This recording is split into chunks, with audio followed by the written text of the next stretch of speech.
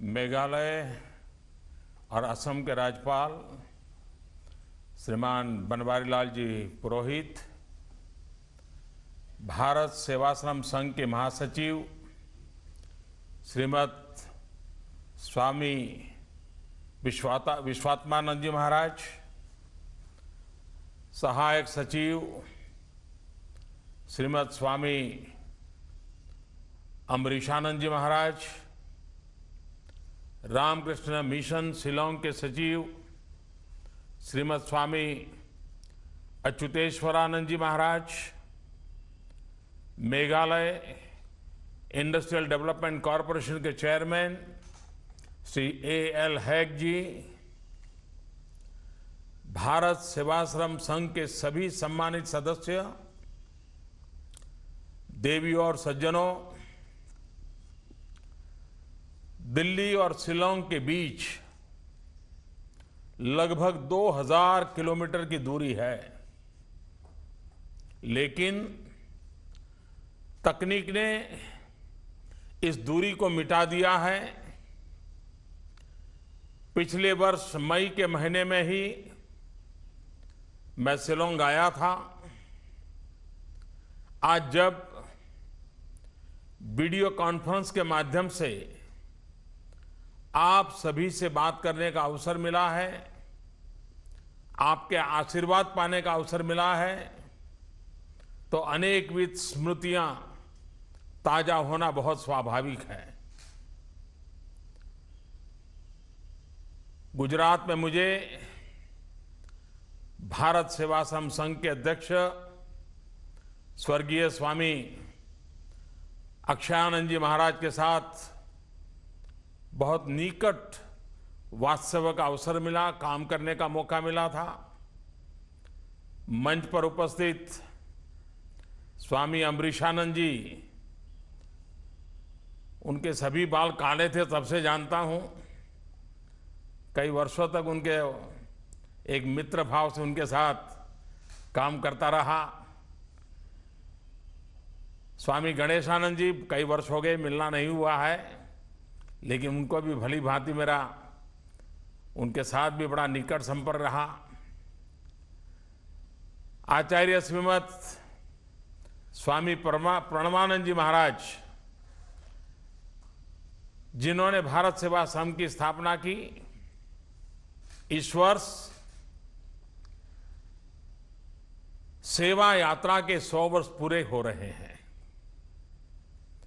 सेवा और श्रम को भारत के निर्माण के लिए साथ साथ लेकर चलने वाले संघ के सभी सदस्यों को मेरी तरफ से बहुत बहुत शुभकामनाएं हैं।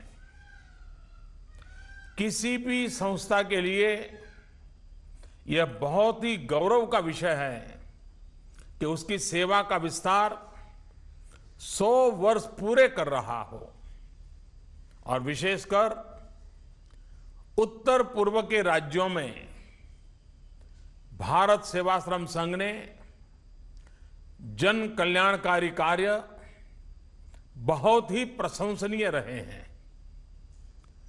बाढ़ हो या सूखा या फिर भूकंप, भारत सेवाश्रम संघ के सदस्य पूरी तन्मयता से, सेवा भाव से पीड़ितों को राहत पहुंचाते नजर आते हैं।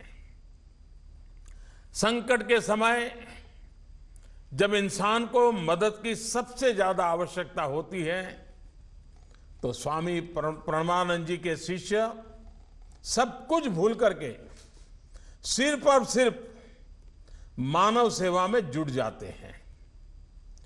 पीड़ित मनुष्य की सेवा तो हमारे शास्त्रों में तीर्थाटन के रूप में मानी जाती है। कहा गया है, एकतः क्रतवः सर्वे सहस्त्र वरदक्षिणा अन्यतो रोग भीतानाम प्राणिनाम प्राण रक्षणम।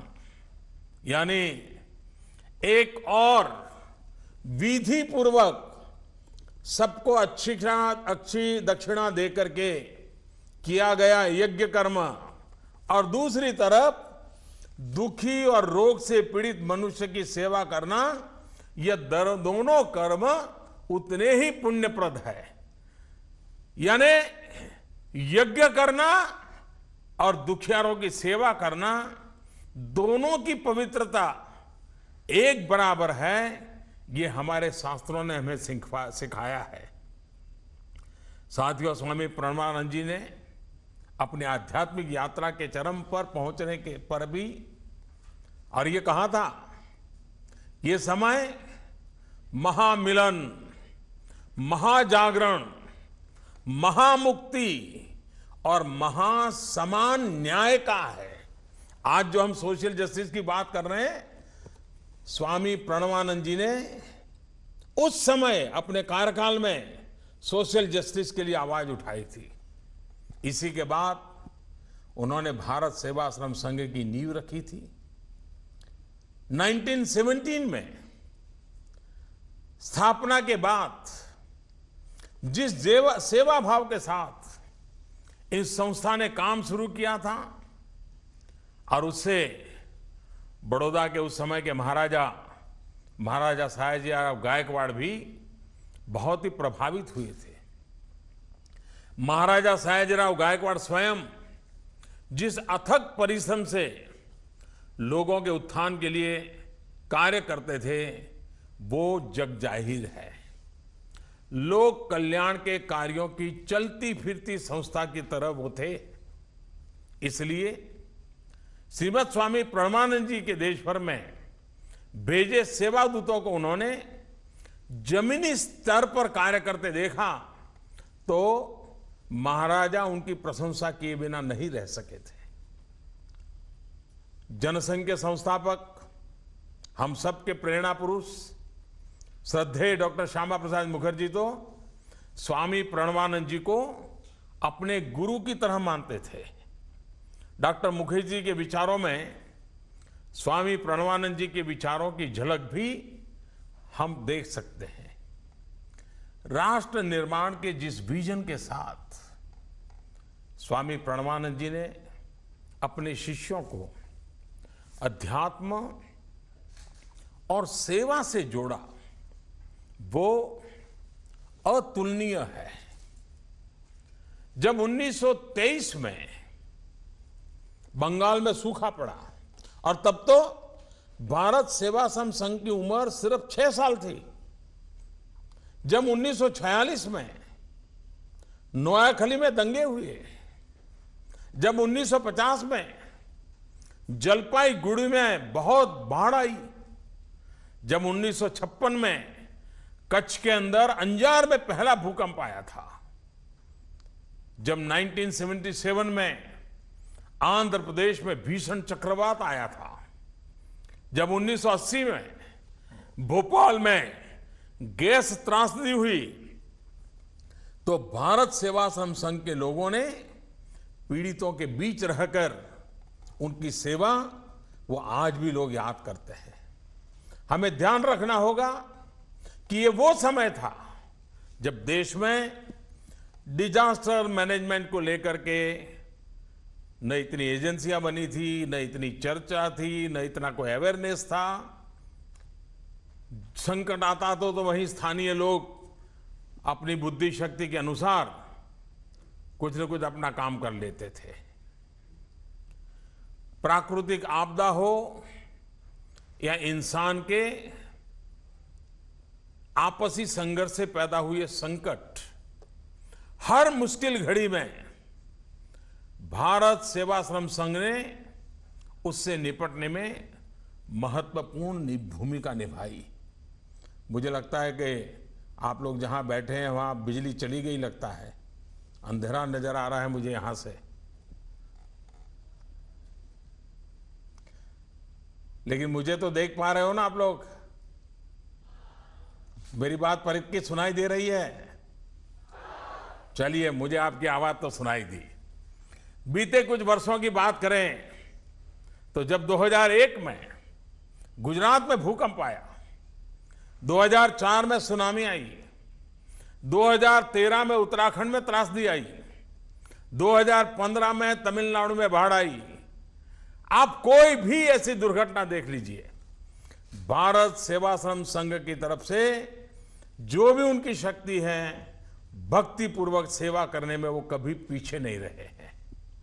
भाइयों और बहनों, स्वामी प्रणवानंद जी कहा करते थे, बिना आदर्श के जीवन मृत्यु के समान है।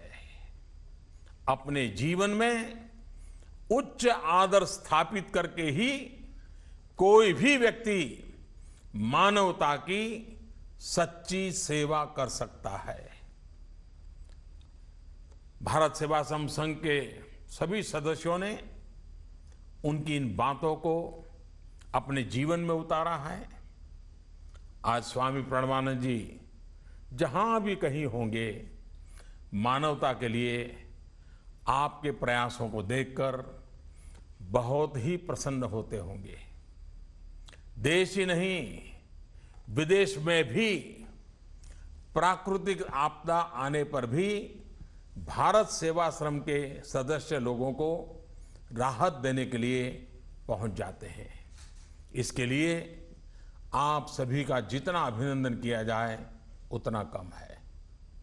हमारे शास्त्रों में भी कहा गया है, आत्मार्थम जीवलोके अस्मिन् को न जीवति मानतः, परम परोपकार अर्थम यो जीवति सह जीवति।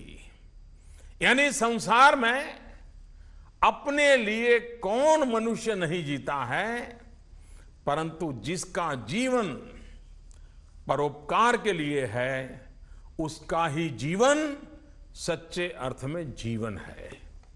इसलिए परोपकार के अनेक प्रयासों से सुशोभित भारत सेवाश्रम संघ 100 वर्ष पूरे होने पर अनेक अनेक बधाई के पात्र हैं।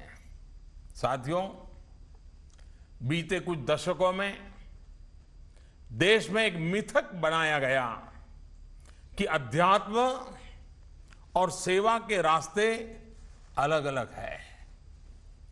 कुछ लोगों द्वारा ये बताने की कोशिश की गई कि जो अध्यात्म की राह पर है वो सेवा के रास्ते से अलग है। आपने इस मथक को ना सिर्फ गलत साबित कर दिया, लेकिन अध्यात्म और भारतीय मूल्यों पर आधारित सेवा को एक साथ आगे बढ़ाया। आज देश भर में भारत सेवाश्रम संघ की 100 से ज्यादा शाखाएं और 500 से ज्यादा इकाइयां स्वास्थ्य सेवा, शिक्षा के क्षेत्र में नौजवानों को ट्रेनिंग देने के कार्य में जुटी हुई है और बहुत बड़ी सेवा कर रही है। भारत सेवाश्रम संघ ने साधना और समाज सेवा के संयुक्त उपक्रम के तौर पर लोक सेवा का एक मॉडल विकसित किया है। दुनिया के कई देशों में ये मॉडल सफलतापूर्वक चल भी रहा है। संयुक्त राष्ट्र तक ने भारत सेवाश्रम संघ के कल्याणकारी कार्यों की प्रशंसा की है। स्वामी प्रणवानंद जी महाराज पिछली शताब्दी में देश की आध्यात्मिक चेतना की रक्षा करने वाले, उसे स्वतंत्रता आंदोलन से जोड़ने वाले कुछ एक महान अवतारों में से एक थे। स्वामी विवेकानंद जी, महर्षि अरविंद, ऐसे अनगिनत उन्हीं लोगों की तरह प्रणवानंद जी महाराज का नाम भी पिछली शताब्दी के उन महान संतों में लिया जाता है। और स्वामी जी कहा करते थे, मनुष्य को अपने एक हाथ में भक्ति और एक हाथ में शक्ति रखनी चाहिए। उनका मानना था कि बिना शक्ति के कोई मनुष्य अपनी रक्षा नहीं कर सकता और बिना भक्ति है उसे खुद की ही भक्षक बन जाने का खतरा होता है। समाज के विकास के लिए शक्ति और भक्ति को साथ लेकर जनशक्ति को एकजुट करने का काम, जन चेतना को जागृत करने का काम उन्होंने अपनी बाल अवस्था से ही शुरू कर दिया था। निर्वाण की अवस्था से बहुत पहले, जब वो स्वामी प्रणवानंद नहीं हुए थे, सिर्फ विनोद के नाम से जाने जाते थे। अपने गांव के घर घर जाकर चावल और सब्जियां जमा करते थे और फिर उन्हें गरीबों में बांट देते थे। जब उन्होंने देखा कि गांव तक पहुंचने के लिए सड़क नहीं है, तो सभी को प्रेरित करके, जनशक्ति को जागा करके उन्होंने गांव तक पहुंचने के सड़क निर्माण का भी काम करवाया था। जात पात छुआछूत के जहर ने कैसे समाज को विभक्त करके रखा है, इसका एहसास उन्हें बहुत पहले ही हो गया था। इसलिए सभी को बराबरी का मंत्र सिखाते हुए वो गांव के हर व्यक्ति के साथ बिठाकर ईश्वर की पूजा किया करते थे। 19वीं सदी के आखिरी में और 20वीं सदी के प्रारंभ में बंगाल जिस तरह की राजनीतिक गतिविधियों का केंद्र बना हुआ था, उस दौरान राष्ट्रीय चेतना जगाने के स्वामी प्रणवानंद जी के प्रयास और ज्यादा बढ़ गए थे। बंगाल में ही स्थापित अनुशीलन समिति के क्रांतिकारियों को वो खुला समर्थन देते थे। अंग्रेजों के खिलाफ लड़ते हुए वो एक बार जेल भी गए। अपने कार्यों से उन्होंने साबित किया कि साधना के लिए सिर्फ गुफाओं में रहना आवश्यक नहीं, बल्कि जन जागरण और जन चेतना जागृत करके भी साधना की जा सकती है, ईश्वर को प्राप्त किया जा सकता है। भाइयों और बहनों, आज से 100 वर्ष पहले देश जिस मनस्थिति से गुजर रहा था, गुलामी की बेड़ियों से, अपनी कमजोरियों से मुक्ति पाना चाहता था, उसमें देश अलग अलग भूभागों पर जनशक्ति को संगठित करने के प्रयास अनवरत चल रहे थे। 1917 का ही वो वर्ष था जब महात्मा गांधी ने चंपारण में सत्याग्रह आंदोलन का बीजारोपण किया। हम सभी के लिए सुखद संयोग है कि इस वर्ष देश चंपारण सत्याग्रह के 100 वर्ष का भी उत्सव मना रहा है। सत्याग्रह आंदोलन के साथ साथ ही महात्मा गांधी ने लोगों को स्वच्छता के प्रति जागरूक भी किया था। आपकी जानकारी में होगा कि पिछले महीने चंपारण सत्याग्रह की तरह ही देश में स्वच्छाग्रह का अभियान की शुरुआत की गई है। आजादी के लिए सत्याग्रह तो भारत के उज्जवल भविष्य के लिए स्वच्छाग्रह, यानी स्वच्छता के प्रति आग्रह। आज इस अवसर पर मैं स्वच्छाग्रह को भी आपकी साधना का, सेवा का अभिन्न अंग बनाने का आग्रह करना चाहता हूं। इसकी एक वजह भी है। आपने देखा होगा, कभी 3-4 दिन पहले ही इस साल के स्वच्छ सर्वेक्षण में शहरों की रैंकिंग घोषित की गई है। उत्तर पूर्वी राज्यों के 12 शहरों का भी सर्वे किया गया था, लेकिन स्थिति बहुत अच्छी नहीं है। सिर्फ गंगटोक ऐसा शहर है जो 50वें नंबर पर आया है। 4 शहरों की रैंकिंग 100 से 200 के बीच है और बाकी 7 शहर 200 और 300 के दायरे में आ गए हैं। शिलोंग, जहां आप बैठे हुए हैं, वो भी 276 नंबर पर है। ये स्थिति हमारे लिए, राज्य सरकारों के लिए, भारत सेवाश्रम संघ जैसी संस्थाओं के लिए मैं समझता हूं कि हम सब के लिए एक बहुत बड़ी चुनौती है।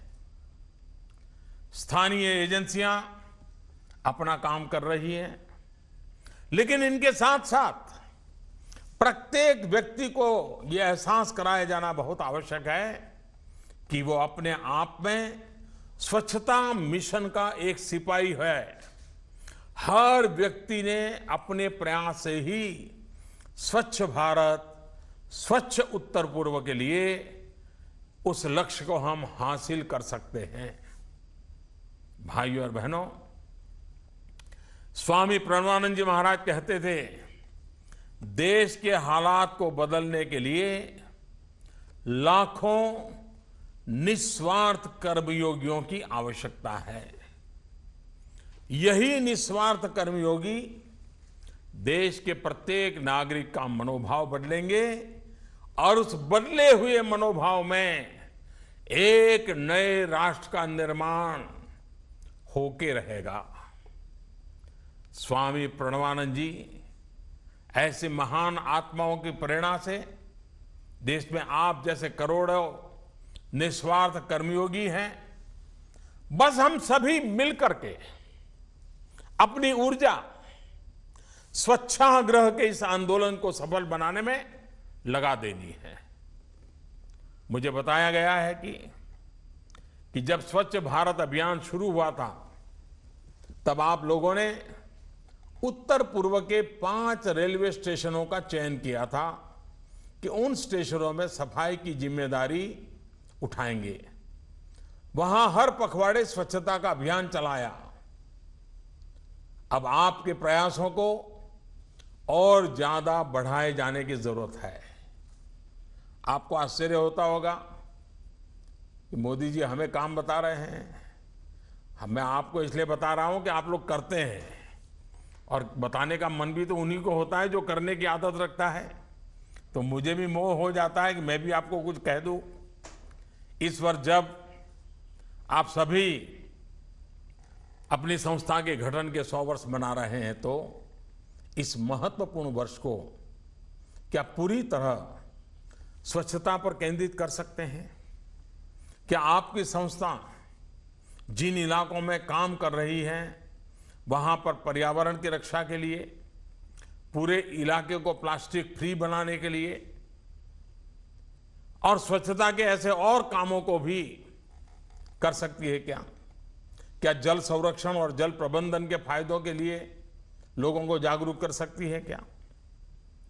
क्या अपने लक्ष्यों को, संस्था के कुछ कार्यों को आप वर्ष 2022 उसके साथ जोड़ सकते हैं क्या? 2022 भारत अपनी स्वतंत्रता के 75वें वर्ष में प्रवेश कर रहा है। इसमें अभी 5 वर्ष का समय है, और इस समय का उपयोग कर हर व्यक्ति, हर संस्था को अपने आसपास व्याप्त बुराइयों को खत्म करके, पीछे छोड़कर आगे बढ़ने का प्रयास करना चाहिए, संकल्प लेना चाहिए, चल पड़ना चाहिए। साथियों, आपको ज्ञात होगा कि 1924 में स्वामी प्रणवानंद जी ने देश भर में स्थित अनेक तीर्थ स्थलों का पुनरुद्धार करवाया था। तीर्थ शंकर नाम से आपने कार्यक्रम शुरू करके उस समय हमारे तीर्थ स्थलों से जुड़ी जो कमजोरियां थी, उसको दूर करने का उन्होंने भरसक प्रयास किया था। आज हमारे तीर्थ स्थलों की एक बड़ी कमजोरी अस्वच्छता है। क्या भारत सेवाश्रम संघ, प्रणवानंद जी ने जिस काम को शुरू किया था, वो तीर्थ शंकर कार्यक्रम को पुनः एक बार शुरू करके स्वच्छता से जोड़ते हुए नए सिरे से उसको और अधिक प्राणवान बना करके आगे बढ़ा सकता है क्या?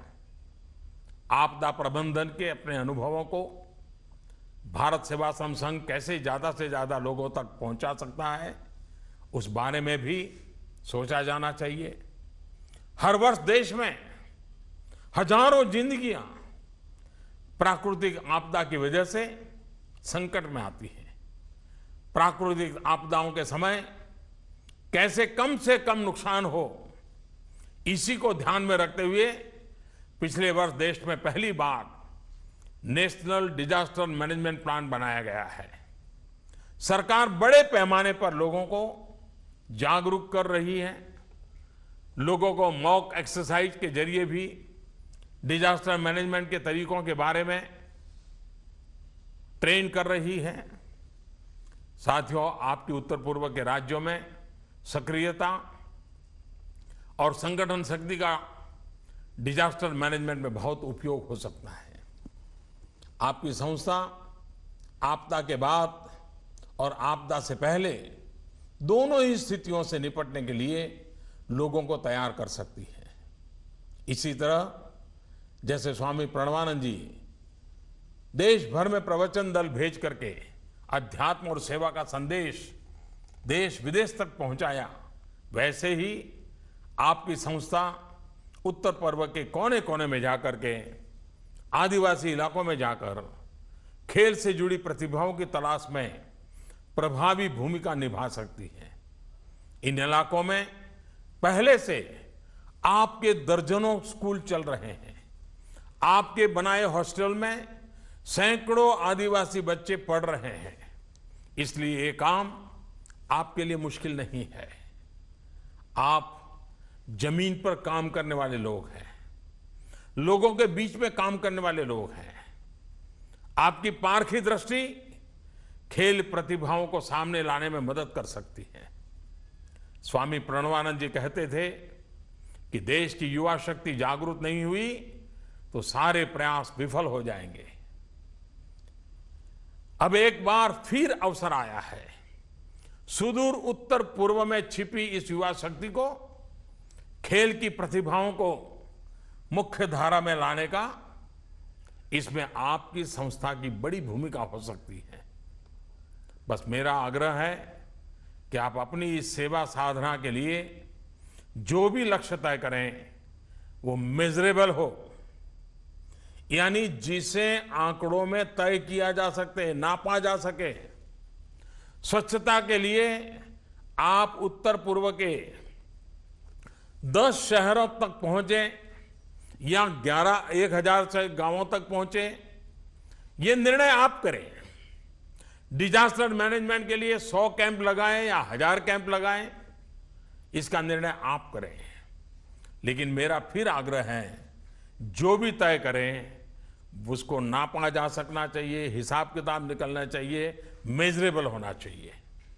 2022 तक भारत सेवाश्रम संघ ये कहने की स्थिति में हो कि हमने सिर्फ अभियान ही नहीं बल्कि 50,000 या 1 लाख लोगों को इससे जोड़ा है। जैसे स्वामी प्रणवानंद जी कहा करते थे, हमेशा एक डायरी मेंटेन करनी चाहिए, वैसे ही आप भी संस्था की एक डायरी बना सकते हैं जिनमें लक्ष्य भी लिखा जाए और तय अंतराल पर यह भी लिखा जाए कि उस लक्ष्य को कितना प्राप्त किया। आपका ये प्रयास, आपका ये श्रम देश के निर्माण के लिए, न्यू इंडिया, इस सपने को पूरा करने के लिए बहुत ही महत्वपूर्ण है। श्रम को तो हमारे यहाँ सबसे बड़ा दान माना गया है और हमारे यहाँ हर स्थिति में दान देने की प्रेरणा दी जाती है। श्रद्धया देयम, अश्रद्धया देयम, श्रिया देयम, ह्रया देयम, भिया देयम, संविदा देयम। हमारे यहाँ तो कहते हैं व्यक्ति को चाहिए कि वो श्रद्धा से दान दे, और यदि श्रद्धा न हो तो भी बिना श्रद्धा को दान देना चाहिए। धन में वृद्धि हो तो दान देना चाहिए, और यदि धन न बढ़ रहा हो तो फिर लोक लाज से दान देना चाहिए। भय से देना चाहिए अथवा प्रेम से देना चाहिए। कहने का तात्पर्य ये है कि हर परिस्थिति में मनुष्य को दान देना चाहिए। साथियों, उत्तर पूर्व को लेकर मेरा जोर इसलिए है क्योंकि स्वतंत्रता के बाद इतने वर्षों में देश के इस क्षेत्र को संतुलित विकास नहीं हुआ है। अब केंद्र सरकार पिछले 3 वर्षों से अपने संपूर्ण संसाधनों से उत्तर पूर्व के संतुलित विकास का प्रयास कर रही है। पूरे इलाके में कनेक्टिविटी बढ़ाने पर भी जोर दिया जा रहा है। 40,000 करोड़ के निवेश से उत्तर पूर्व में रोड इंफ्रास्ट्रक्चर तैयार किया जा रहा है। रेलवे से जुड़े 19 बड़े प्रोजेक्ट शुरू किए गए हैं। बिजली की व्यवस्था सुधारी जा रही है। पूरे इलाके को पर्यटन के लिहाज से, टूरिज्म की दृष्टि से मजबूत किया जा रहा है। उत्तर पूर्व के छोटे हवाई अड्डों का भी आधुनिकीकरण किया जा रहा है। आपके इस शिलांग एयरपोर्ट में भी रनवे की लंबाई बढ़ाने की मंजूरी दे दी गई है। बहुत जल्द ही उत्तर पूर्व को उड़ान योजना से भी जोड़ा जाएगा। ये सारे प्रयास नॉर्थ ईस्ट को साउथ ईस्ट एशिया का गेटवे बनाने में मदद करने वाले हैं। साउथ ईस्ट एशिया का ये खूबसूरत गेटवे अगर अस्वच्छ होगा, अस्वस्थ होगा, अशिक्षित होगा, असंतुलित होगा, तो देश विकास के गेटवे को पार करने में पिछड़ जाएगा। साधनों और संसाधनों से भरपूर हमारे देश में कोई ऐसी वजह नहीं जो हम पिछड़े रहें, गरीब रहें। सबका साथ, सबका विकास के मंत्र के साथ हमें सभी को सशक्त करते हुए आगे बढ़ना है। हमारा समाज समन्वय, सहयोग और सौहार्द से सशक्त होगा। हमारा युवा चरित्र, चिंतन और चेतना से सशक्त होगा। हमारा देश जनशक्ति, जन समर्थन और जन भावना से सशक्त होगा। इस परिवर्तन के लिए, हालात बदलने के लिए, न्यू इंडिया बनाने के लिए हम सभी को, करोड़ों करोड़ निस्वार्थ कर्मयोगियों को भारत सेवाश्रम संघ जैसी अनेकानेक संस्थाओं को मिलकर के काम करना होगा। इसी आह्वान के साथ मैं अपनी बात समाप्त करता हूं और एक बार फिर भारत सेवाश्रम संघ के सभी सदस्यों को बहुत बहुत शुभकामनाएं देता हूं। देवस्थ विराजमान प्रणवानंद जी महाराज के चरणों में भी वंदन करता हूं और आप सभी को अनेक अनेक शुभकामनाओं के साथ बहुत बहुत धन्यवाद देता हूं।